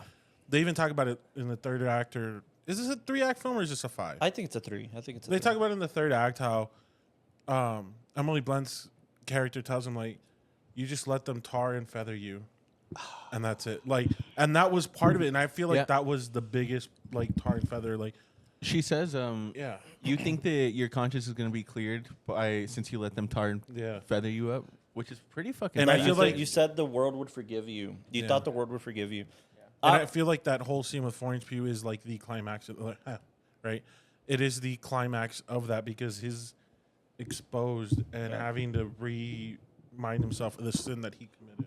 I also want to say You know? this, and please let us know in the comments if you agree. And I'm also fairly certain, only a couple of us have seen it. I compared that scene specifically, like that's where it kind of was like, oh shit. But this whole film is, if you think about it, it's Icarus. And Icarus is compared to, like, for instance, like in modern times, you see Hamilton. Hamilton did the exact same thing in his story or in the play. Or Ron Chernow's biography on Hamilton is basically how Hamilton said, fuck it, I'm going to get ahead of my accusers of the affair I'm having with somebody. Oh, yeah. And I'm going to expose myself so that I can redeem myself at my terms and nobody can expose me. It's like Eminem in the last rap battle of 8 Mile. Yeah. Yeah. What? So, but I compare it to Icarus because Icarus flew too close to the sun and you lost a lot for it. And that's the common thread between somebody like Hamilton and somebody like Oppenheimer. Quite literally, Yeah. you know, in terms of flying too close to the sun and burning yourself, you know. Yeah, how you doing, buddy? I'm all right. My tummy hurt. So yeah, I think, like, let me know what you think, but I think like Oppenheimer and Hamilton are like kindred spirits. And again, think, Icarus being like a, you know, I think Oppenheimer is more on par with Prometheus. Because he seems like an American version of the Prometheus. Yeah, it's like an American Prometheus, much like the book that came out on the movie. anyways, That's what you sound like right now. Yeah, that's one of the things I wanted to talk about. that's fair. No. That's a That's a really terrific good- scene. As if you've ever been in a relationship and you have to talk about an uncomfortable topic Yeah, with like- your significant other about a previous Like I killed your significant other. fish while you were on vacation. No, did you kill? Did my you kill her fish? I think that cook this it and eat movie it? does a good job at balancing this experimental cinema, much like that scene No, with. I think that scene, like, again, if you've ever been in a relationship and you have to talk about, hey, an ex contacted me, or Oh. I got to talk about this person in this uncomfortable situation, or I'm getting quizzed about this, Yeah. you feel exposed. You feel, or like if somebody, say a friend that was close to your ex, is telling you about your ex in front of your current significant other. Yeah. That's what that significant other feels like, is like, oh, I call it Thursday. right? That's great. Go on. I think that's the perfect depiction of that. Is like when you're feeling exposed and you're feeling like, fuck, this is all I see. Yeah. And both on the Emily Blunt side and on the Oppenheimer. What you about know. my favorite scene was when he's having like a mental breakdown. I think Oh, Where? what during in the gym? it's when like everybody's on celebrating the him. streets. Everybody's like proud of him. Yeah. Yeah, in the gym. That's the thing. Like, this film had so many of those experimental moments that are like, it's not actually happening in front of him, but it's supposed to be these embodiments of how he's feeling and what Yeah. he's going through. And again, that also goes to the writing of the script being in first sure. person.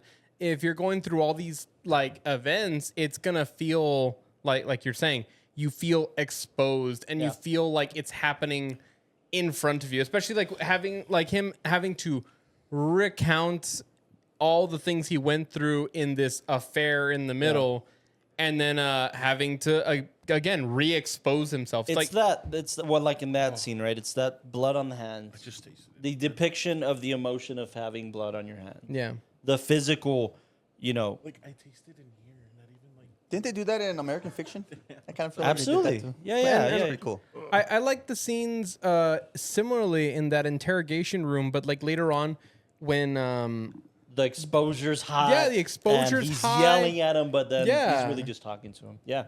Yeah. It and heightens it. and heightens again, it. it's those choices that to me show that Nolan has Yeah. so much to offer as a storyteller. You know, He has so much reign Yeah. over his own storytelling. And as a director, you get jealous of that.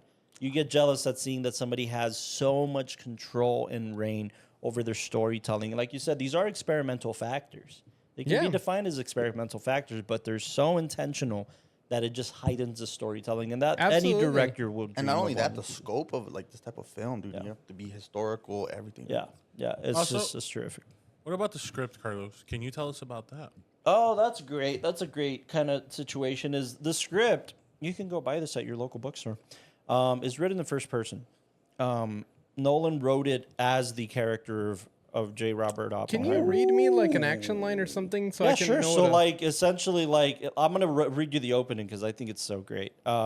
He says, But read it to me like a bedtime story. Once upon a time, Hiroshima was a city far, far away. I'll start from, like, We just lost all kind our of the middle. Japanese. Peer into my No, soul. we lost those in 1945. Peer into my soul. As I said it, Peer into my soul. Yo, que la Kai- chingada. No, I'm He's sorry, trying to say Go ahead, go something. ahead. Yeah. Now you know how I feel. Really? When you do that shit to me so often, now I know how you feel. Peer into my soul, J. Robert Oppenheimer, aged 50, close-cropped graying hair, the gentle sounds of bureaucracy, super title, number 1, fission, voice, Dr. Oppenheimer. As we begin, I believe you have a statement to read into the record. I glanced down at my toes. Yes, Your Honor. We're not judges, Doctor. No, of course. And then this is where he says, I start reading. Members of the security board, he goes on and so forth.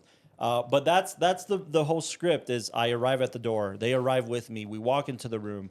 That's so interesting. It's terrifically written and again, very intentional. As a writer, do you feel like that's a style that you would use, but for a very specific story? Like, do you feel Sure. like you have to could be. see yourself writing in a first person? I'll throw this out there. I think it's hard to try to explore that format outside of a biopic.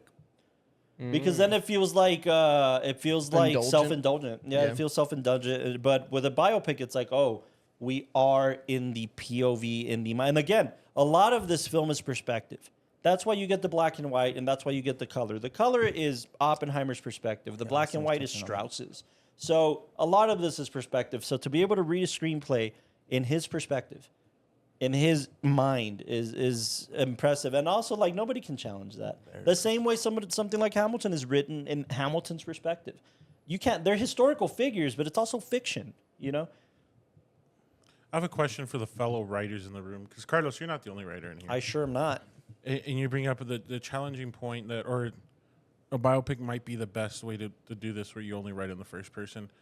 Do you feel like you couldn't do that with the fiction story that's maybe adapted from like a book or something? I keep saying that anything that's narrative, we're not watching a documentary here. Though it's a biopic, you do take artistic liberties. Yeah. And part of the artistic expression is to make a choice like, I'm going to write. Look, let's put it this way. I think it's more of an embodiment as a writer-director for Chris Nolan to do a choice like that. Why? Because you don't get to see that in the film. You don't get to see that it's a perspective written in their perspective. A writer will see that. The actors will see that. It helps set a tone. But you won't, the audience won't know. It'll hide in certain aspects, but as a writer, you don't get that luxury. You know what I'm saying? As a director, as masterful as Chris Nolan, you get to use that to your advantage to tell a good story. But you can't tell. Unless books like this comes out, nobody reads your screenplay outside of the people working on it. So I think it's a way of expressing himself in a way that really, really, really will embody the character. Yeah. Get a better understanding. So that he knows how to tell this story. It's like being John Malkovich. Have you guys seen Being John Malkovich? Yeah. Being John Malkovich is told in the perspective of John Malkovich and John Cusack playing John Malkovich. So like it's like multiple people being, or The Substance, multiple people being in this consciousness. Chris Nolan and Cillian Murphy both have to be so in sync in this Oppenheimer character.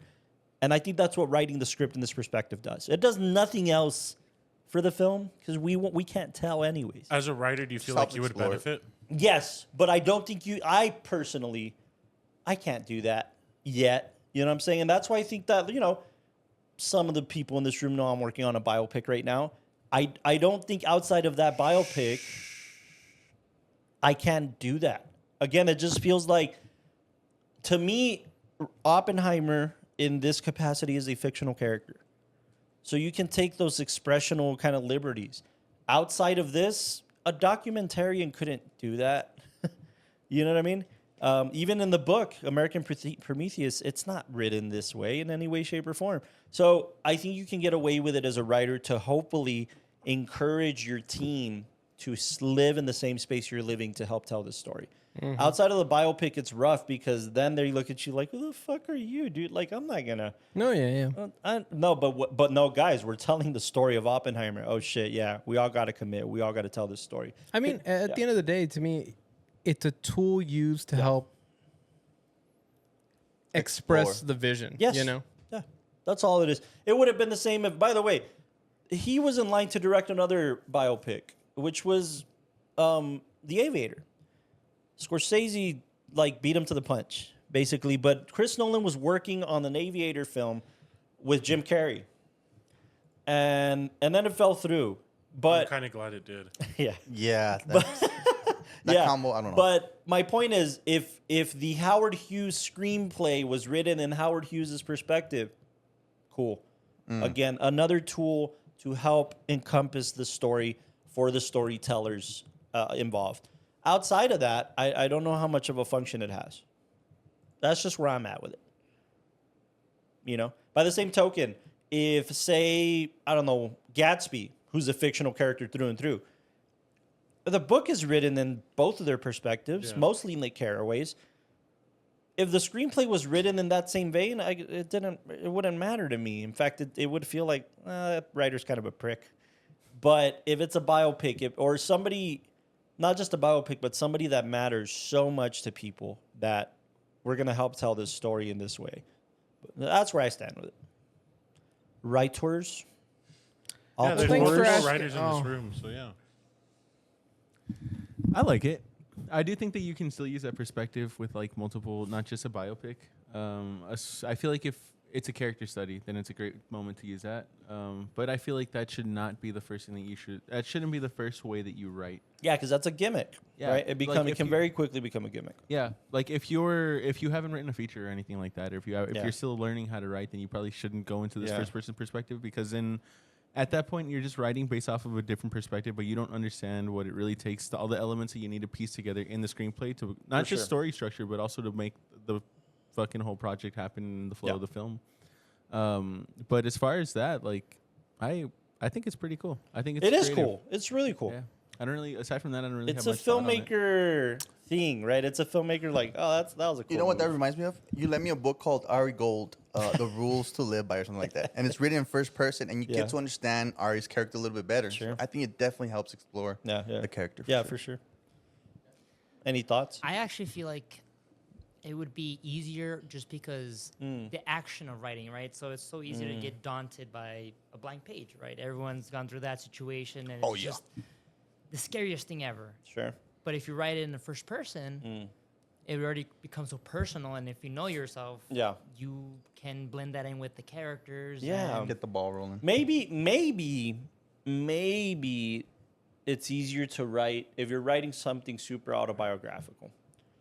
Maybe that's the other accepted form, right? Maybe that's the other one of like, okay, only you can write this in your perspective. Still, then it would be kind of. It'd be kind of like, But I this do fucking agree that prick. I think it belongs more in the biopics world. Kind of biopic. Yeah. series. I do I'm agree leaning with to that. that. It's for just sure. it's just a way to help explore the idea that maybe if it was written in the standard third person, again, we're talking about a character I that feel it in the stomach now. Dude, I've been Yeah. there for like 45 minutes. Okay. yeah. I farted like 3 times. No, but if you're I'm scared to fart. if you're dealing with a character who snuck out. isn't real, or in this case, it feels so godlike. Yeah. How does anybody connect to that? You know, and the That's third good. person's going to separate you more. Yeah. But I can imagine as an actor, if you're getting this script in the first person, Right. it immediately wants to just wrap itself around you. It's gold. But by Yeah. that same Gold. token, Gold. if you're playing Oppenheimer, but if you're playing, Susie Lou. how is that? How is it helpful? The And then homework she is already grinds done. on me. The What the homework is hell? already done for you. So on your part as an actor, I receive a script. It's telling me my character's thoughts and everything. I'm like, I don't have to write a backstory. I don't have to. All my information is given. I That's just need interesting. To perform it, It's you know? interesting because It's a you're clear not playing understanding that of- character. You're playing that character through the perspective of Oppenheimer, and to me, that feels like a bad fever dream. It feels like how did Oppenheimer see his wife in this bad fever dream? It's an exaggerated version of his wife. It's not the wife as history knows her. But even if that's the case, That what is they're doing in the true. I never screenplay, if saw you go it into like the that. first person perspective, That's crazy.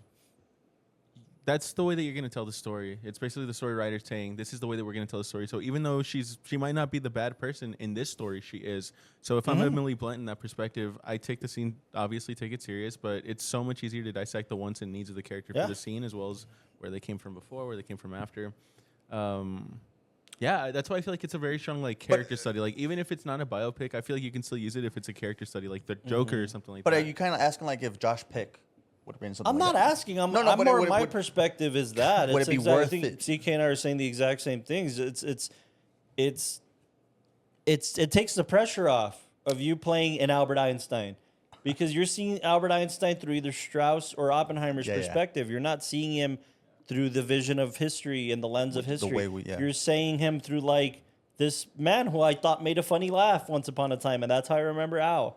You know, it takes the pressure off a little bit. It takes the pressure out a little bit of building up a character, especially because a lot of these characters are historically recorded. Yeah, For yeah. instance, fucking Matt Damon says that he was like, I felt so, because the character that Matt Damon played, the colonel or the whatever he was, the general now, General Groves. General Gross, he was fat, yo, like mad fat, and Matt Damon's like didn't bother. He's like, I'm not gonna fucking gain weight for this role. However, they just put overcoats. I'm like just bigger not gonna coats. put I'm just not gonna drop weight, but I'm gonna eat whatever the fuck I want during the seemed a making little of this chunky. film. Because he was like in other capacities, he's have to lose weight or gain weight to play the role. But he was just like Well, from this he went to what, Air? probably. Oh yeah. There's a graphic novel that I really want to plug. It's called Trinity, about the the whole story of. It's basically Oppenheimer, but instead of following the story of Oppenheimer, you're following the story of the bomb itself. Well, yeah, it's a graphic Oh, novel. like in the perspective of the bomb. So like from the start, what it took for the atoms to get into the thing, the moment the scientists found out. So it's not only a on Oppenheimer. It's graphic novel, graphic. Yeah. Graphic novel. But it's really good. It's got like that's it right there. Okay. Oh, It's I've seen really, this. really, I've really seen this. good. The ending of it, like the way that honestly in graphic novels, that's where you really get to learn how to like tell a story. Maybe fucking that's phenomenal. where Nolan got that look. I should have looked at that. That's how Cillian Yeah. looks. You know. There's a million things, man. It's phenomenal. Like even when it comes down to the scenes and everything of the moment that they drop the bomb, it really humanizes like every single side, which is fucking. It makes you feel like intense, honestly. Oh wow. But it tells you a lot of like the history. That's where I was able to tell you guys that like Teller was the one that created the hydrogen bomb, because it also goes into that and all that kind of stuff. But Yeah. yeah, I just wanted to plug it because it's Cool. really fucking sick. It's yeah, a good dude. one. Definitely looks cool. All right. I have some more stuff. Okay. Sorry, I was bombarded off to the side because Corral was here. Yep. Cinematography that all. Dude. Uh, The way What they did- focus on like- Cillian, bro. Yeah. There was one series of shots that I had never caught before. I can't remember what, but like Nolan and DP were able to really give a lot of power in the frame. Yeah. The characters. And then the things that threw me off were like the wannabe Dutch shots, but Dutch angles, but weren't full Dutch. Yeah. Any thoughts? Or are I you do reading- have a thought on that. I just I found the on page for those of you following at home on the Christopher Nolan Oppenheimer screenplay, page 146 and 147 is when Biopic says detonator charge, which is Josh Peck's character. So that's his name, Biopic. page 147 and what eighth? 146. 146. 5/8. Yeah, I was able to find it where it's like, watch that needle. If the detonator don't charge on the voltage dips below 1, you abort. And then Brian Bridge nods, watching the meter. That's insane because that's exactly how Cillian says it. Watch out, young I lad. have a question for you to piggyback off Austin's. Is it power in the frame? I think it's more a sense of defeat or embarrassment, or don't get me wrong, Yes. they're very prominent in the frame. And you know me, I love that framing. I love that framing, especially when it comes to dialogue pieces or specific dialogue beats. But I almost feel like in this scenario, especially for Oppenheimer and Strauss, they have no power. They think they have power, and then they quickly realize this has been made into something much bigger than us. So here's the interesting thing I want to say. I'm seeing right now they use the Reflex 435 ES Panavision Primo lenses. But they also use Hasselblad lenses, which I got to play with a little bit today. To play with today. Yeah, and something I noticed about the Hasselblads, especially, and what I noticed throughout the film, again, being in the first-person perspective, I think that influenced the cinematography greatly. And there are moments where we've all been through them where you walk into a room and see a bunch of faces and you feel like they're all just kind of staring in at you. And that's a big moment, right? Like be it nerves or be it excitement. That's why I call it the fever dream. It's the quote unquote classic or infamous dream of like, I was in the gymnasium of my high school and I was naked and everybody was looking at me. But what I'm realizing on this second screening is that the way that they control how you feel about those framings, because they'll have one framing that everybody's super tack sharp. You could tell that they shot the thing at like maybe f8, if not f like 11, just to make sure everybody's really covered in the frame. And I'm guessing like f8. Yeah. But they make sure everybody's covered in the frame, but then same composition, they'll switch to something like a 2 or like a 1.8, where all we can see is Oppenheimer. Directly, yeah, and it's like it's what feels like inches, and but you see the background moving. Yeah, you see all the blurs and the colors and everything. Lighting wise, that's such a challenge because you have to expose for an F11, and then on the same setup you have to go, or not setup, but on the same situation. That all comes through careful metering. I mean, when you meter correctly, and I mean this is it's celluloid.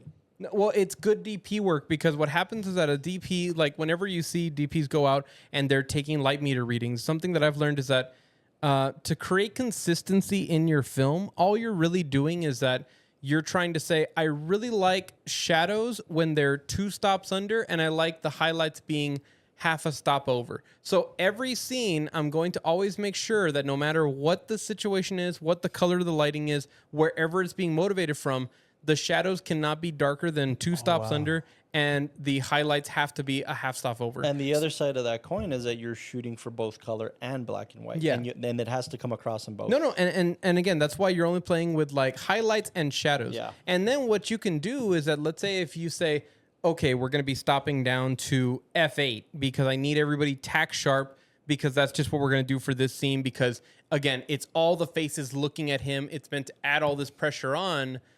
Then what you're doing is that to compensate, you're saying, okay, well, let's get everybody there. But again, the shadows need to be under and then the highlights need to be over. So then you're balancing out the light, but you're always playing within those ratios. And you can set it. You can set it on the meter. So that way it's like, if my aperture's here, where does my light need to be at? Where does the ISO need to be at? In this case, it's a standard film stock. So you're just leaving the ISO there. I don't know if it has it here, but Yeah.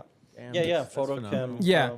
The negative was Kodak Vision 3, but for the 65 millimeter, that's the Eastman Double X. Yeah, the 522, 500. That stuff was made custom. For this film. And that's the thing.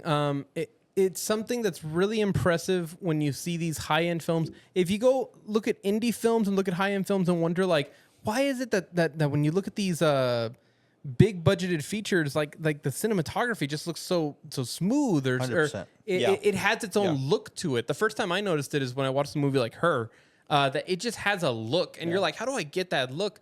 What you find out is that really, as long as your lighting ratios are the same, and you know it takes practice, but your film will just have a consistency. And Oppenheimer knows what it wants to look like. The DP probably did a lot of tests to say, let's try to get us somewhere here. And again, you would think, oh man, but they're going in the Los Alamos desert and they're playing in harsh lighting conditions.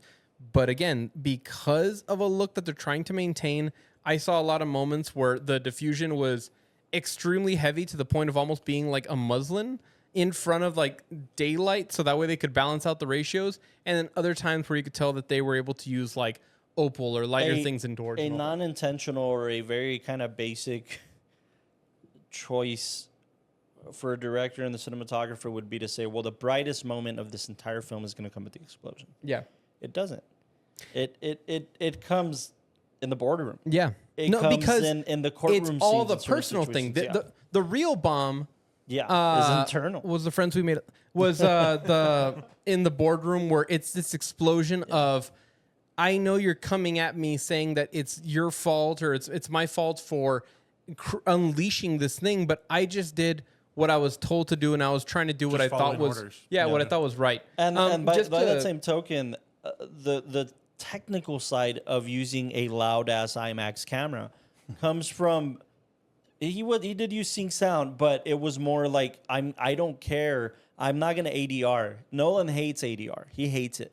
So he's like, if the camera's a little loud, and by the way, we pointed it out at the beginning of the film. We're like, why does shit sound muffled and like weird? It's because they used loud ass IMAX cameras, and that was the best they could mix it.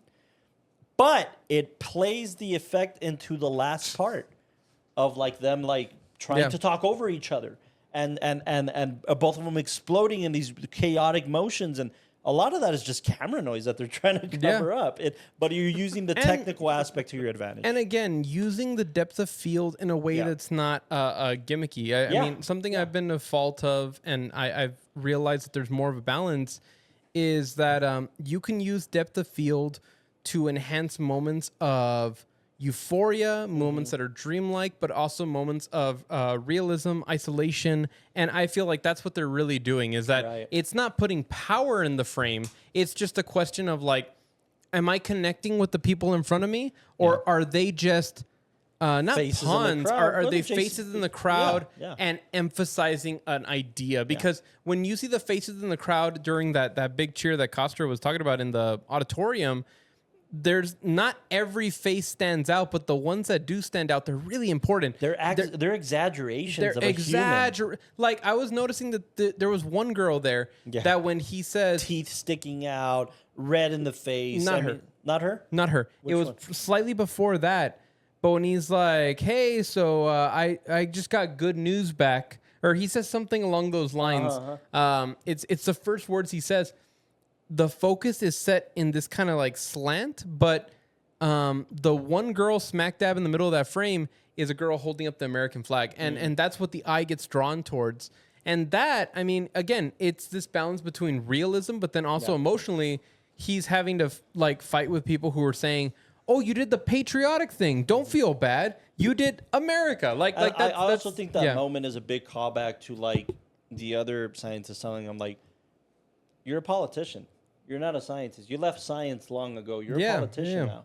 And he's standing on the stage saying, the only regret I have is that we didn't have the bomb in time for the Germans. Like he's speaking like a true politician. Yeah. He's in his most vulnerable state of mind. And as he leaves, again, the people who are tack sharp aren't the ones in the crowd. Now the tack sharp ones are the scientists filled with remorse and regret, you know, that they contributed towards the death of thousands and thousands, you know? Tens of thousands of people. So, yeah, I feel like the cinematography was really interesting for that. It was the fact that, like, they knew where they needed the audience's focus to be. Right. And I think the only time they break a lot of the normal rules that they create for themselves is whenever they switch over to Downey's character.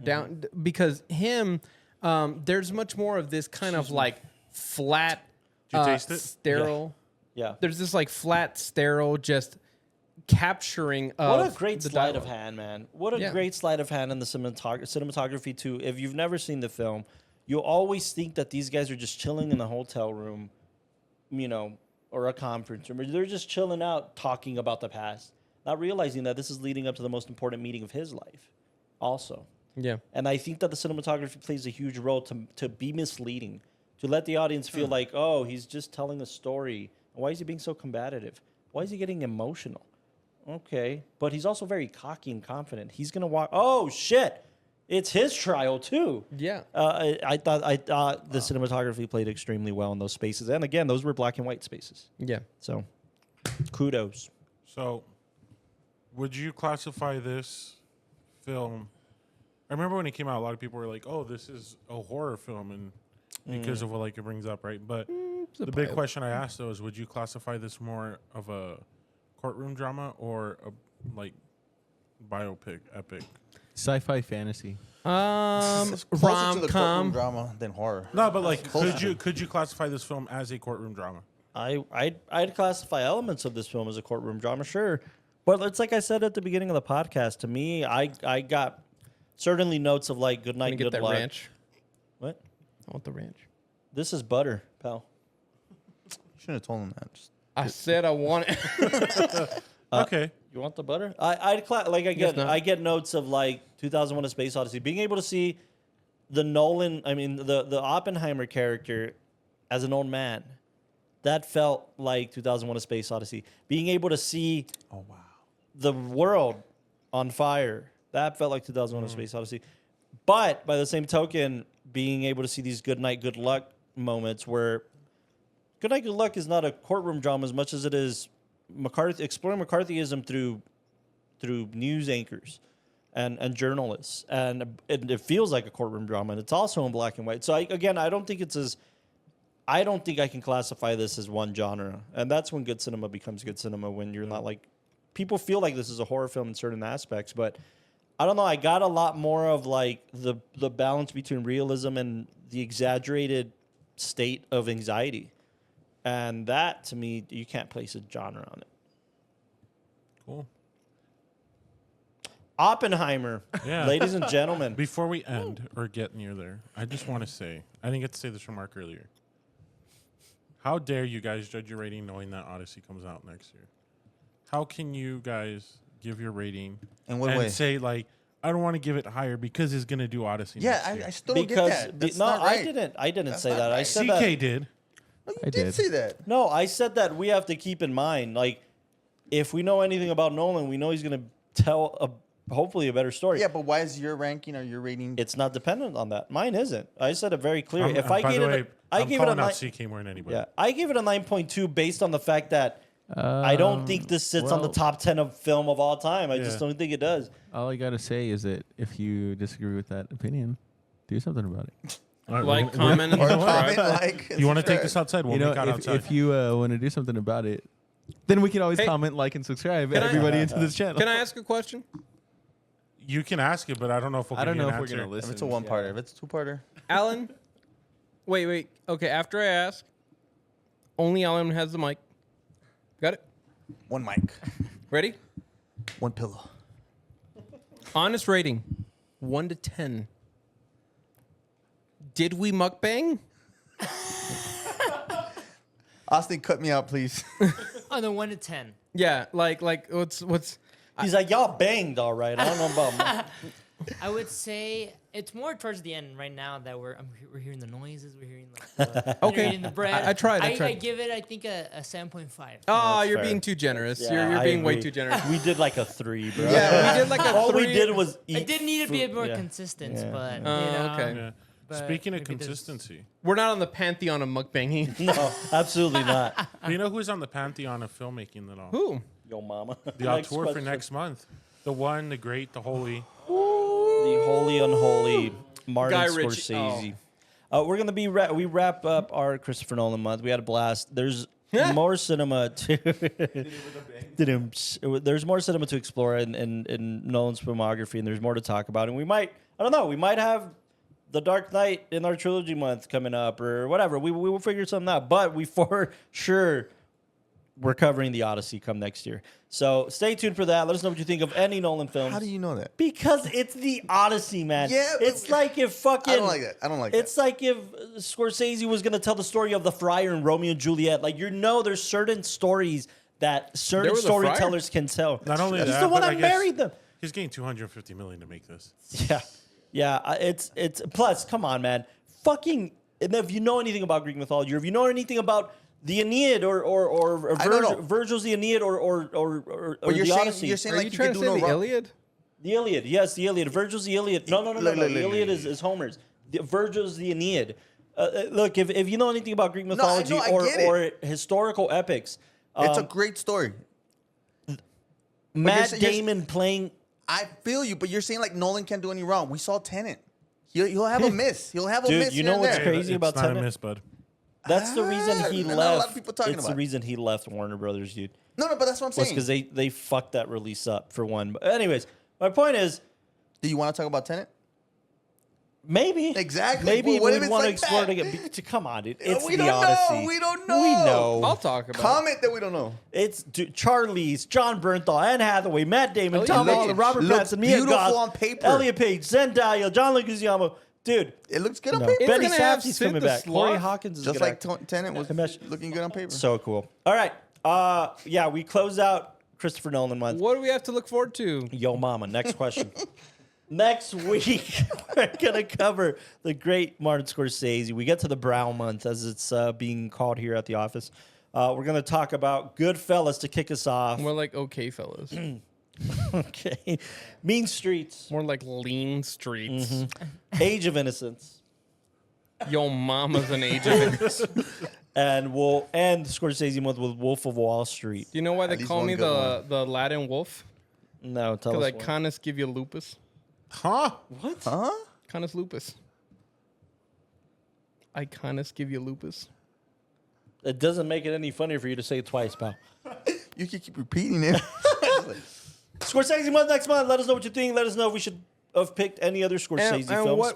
what sauce are we gonna eat next week? No, I'm done. But if you want to follow more mukbangs, follow Yeah, Alan's somebody channel who actually does good on YouTube and mukbangs. TikTok. Alan, you didn't even plug your. Yeah, plug it. Cine Eats. Cine Eats. Yes. The link will Follow be in the Cine Eats. description. Absolutely. Yeah, down below. Thank you for joining us on the WatchTower Film Podcast. Let us know what you think. We'll see you next week for Scorsese month. Thank you, everybody. Good night. We love you. Good night, everybody. Brow. What? Duck brow. Dump route. Ciao, Bears.